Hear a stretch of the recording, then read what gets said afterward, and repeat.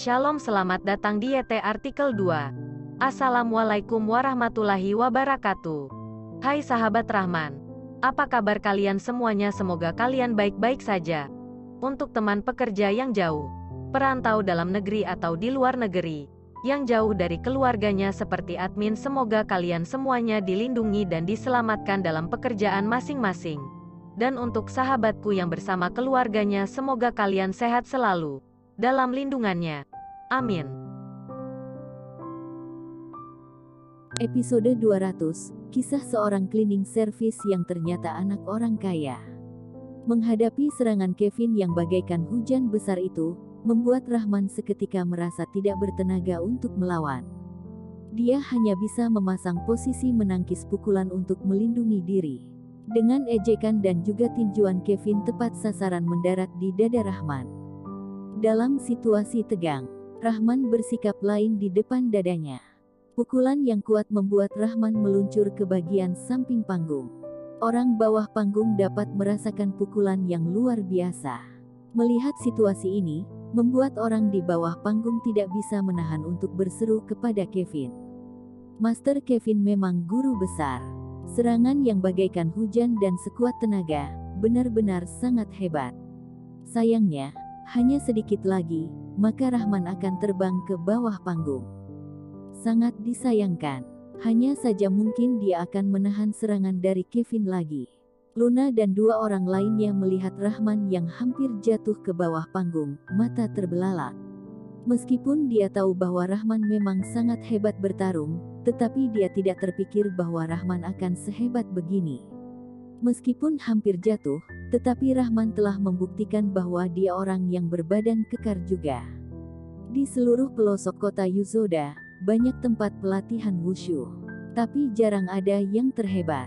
Dulunya banyak yang menyepelekan Rahman, namun saat ini semua tahu bahwa Rahman merupakan orang yang hebat. Beberapa anggota organisasi wushu mengubah pandangan mereka kepada Rahman. Tanpa dia, karena Rahman merupakan bagian dari Yuzoda, itu saja sudah cukup. Melihat Rahman yang hampir jatuh, keluarga Raffi sedikit kecewa dengan hal itu. Namun, melihat Rahman yang berada di bawah kontrol Kevin, ini membuat keluarga Raffi sedikit tenang.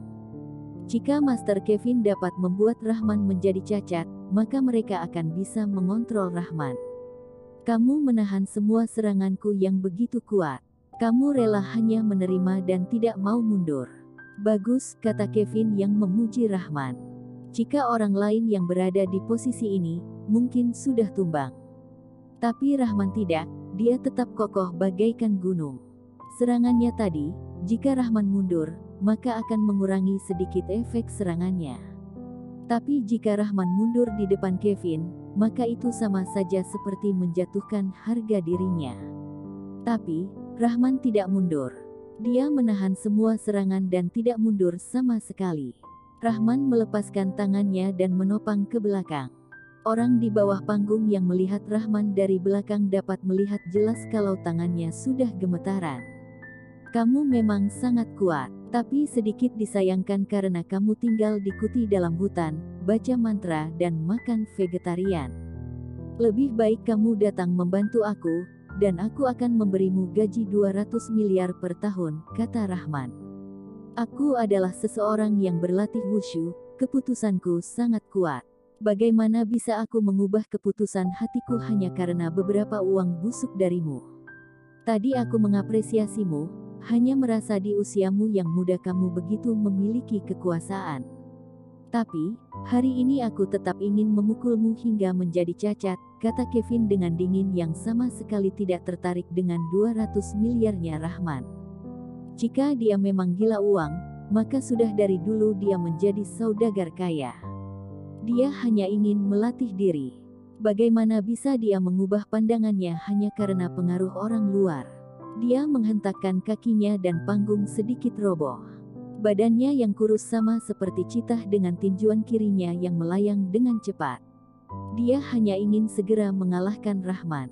Rahman juga menghentakkan kakinya, melayang dan berputar 180 derajat di udara. Setelah itu, kaki kanannya mendarat bagaikan tekanan sebuah gunung. Dia tidak lagi beradu tinju dengan Kevin. Harus dikatakan bahwa tinjuan Kevin sangat kuat. Jika Rahman lanjut beradu tinju dengannya, maka akan rugi besar.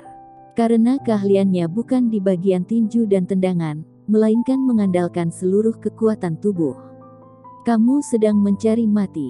Kevin mengerang sedikit. Kecepatan Rahman terlalu kencang dan dia hanya bisa menangkisnya dengan tinjuan. Rahman mendarat dan menekan di bagian lengan Kevin. Raut wajah Kevin sedikit berubah dan tubuhnya mundur 2 langkah ke belakang dengan sendirinya. Tapi Rahman memanfaatkan posisinya di atas, meloncat dan berputar di udara lagi. Dan dia sekali lagi mendarat dengan gaya body slam yang split sebelah kaki ke atas. Gerakannya ini tidak sesuai dengan kekuatan tubuh manusia pada umumnya. Tapi Rahman berhasil melakukannya. Dia tidak hanya berhasil, dia juga memanfaatkan tenaga tangkisan Kevin dan membuat tubuhnya berputar dan melakukan gerakan body slam sekali lagi. Gambaran ini membuat semua orang di bawah panggung seperti sedang melihat film wushu. Sangat indah, tapi juga sangat kuat. Kekuatannya bagaikan pelangi dan menggetarkan sekitar. Bok, ketika Kevin diserang dengan tendangan body slam Rahman secara terus-menerus hingga 10 kali, wajahnya berubah menjadi pucat. Kedua kakinya berkelok dan berlutut. Dia tidak kuasa menahan serangan kekuatan body slam Rahman. Bro, saat Kevin berlutut, dan panggung sepertinya tidak bisa menahan bobot Kevin dan ambruk begitu saja. Semua orang yang melihat ini terbelalak sampai tidak bisa mengeluarkan sedikit suara. Apakah ini berarti Kevin kalah? Terutama keluarga Raffi, mereka tidak percaya dengan apa yang mereka lihat. Kevin adalah penguasa wushu yang sebenarnya, bagaimana mungkin dia bisa kalah? Bagaimana dia bisa kalah dari Rahman? Aris Raffi langsung berdiri dari tempat duduknya. Dia melihat Master Kevin yang berlutut dengan wajah yang pucat dan juga darah segar yang mengalir di tepi mulutnya. Seketika dia terlihat tua 10 tahun. Kevin kalah, yang juga berarti keluarga Raffi juga kalah. Habislah sudah, kata Aris Raffi yang marah. Entah karena darah di otaknya tersumbat atau mengapa, dia tiba-tiba terjatuh pingsan. Kakek, kakek, teriak Sahrul yang khawatir dan segera memapah Aris Raffi. Raut wajah Temon dan yang lainnya langsung berubah dan berlari melihat keadaan. Saat ini, semua anggota keluarga Raffi tidak memperdulikan Rahman. Mereka hanya khawatir dengan keadaan Aris Raffi. Dengan cepat mereka segera membawa pergi Aris Raffi keluar dari Bandung. Aris Raffi harus segera diantar ke rumah sakit. Kevin yang pingsan di bawah panggung sadar, tetapi semua aura kekuatannya telah hilang. Pandangan matanya juga sangat dingin.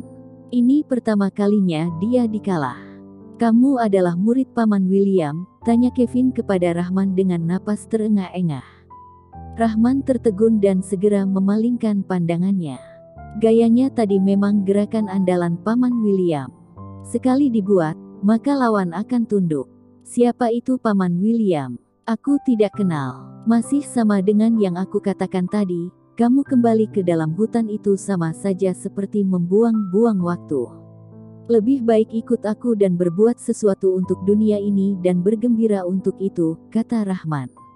Kevin yang melihat Rahman berpura-pura tidak mengenal Paman William juga tidak bertanya lebih lanjut. Mengenai yang dikatakan Rahman, dia hanya bisa tertawa dan berjalan balik dengan pelan. Melatih diri, yang dilatih adalah hati, pandangan hidup. Kamu berdiam seorang diri di hutan, hanya akan membuatmu merasa kesepian yang mendalam, kata Rahman sambil menatap punggung Kevin. Kevin memang sedikit gila, tapi dia memang seorang petarung wushu kuat yang langka. Sejujurnya, jika Rahman tidak menggabungkan gerakan bertarung tadi, maka dia pasti tidak bisa melawan Kevin. Tapi, dia masih saja ingin menarik Kevin menjadi di pihaknya. Kevin sedikit tertegun dan pada akhirnya dia pergi meninggalkan Pulau Bandung sendirian. Dia bahkan tidak ingin bertemu dengan Vicky Naki lagi. Bersambung.